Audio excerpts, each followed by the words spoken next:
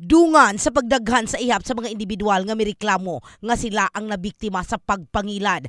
Sama sa mga individual nga midangop sa brigada nga gikaingong nabiktima sa bugasan scam, sila ang naglaom sa pagbalik nga doble silang salapi. Apan ang ending, sila ang nailad. Sa bahin ni Konsehal Probelcan Balieque, ang ngayang pakusgan sa law enforcers ang lihok, batok sa nagkatag nga mga mangingilad, bit-bit ang nagkadaiyang modus operandi. Katoy isyuha to nanukad sa tuwa sa brigada na doon naman nagreklamo nga matud pa nakwartahan sila kay agi lagi daw investment nga to sa kaning bugasan. Ang problema lang wa ginin taon magmaterialize o mugawas nga nalugi sila no na nagamit lang to ilang kwarta, eventually walay return.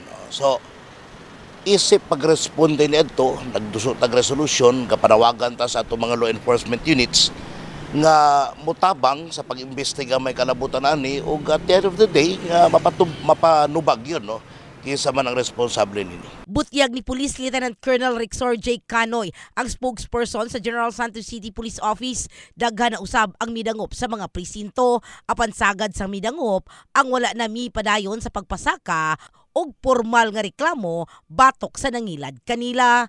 It is a welcome development no regarding niya no.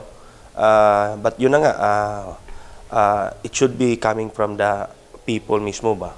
And yung complaint kasi we're not basing the resolution but we're basing sa complaint ng bawat isa. Pahimangno ni Canoy ngadto sa publiko.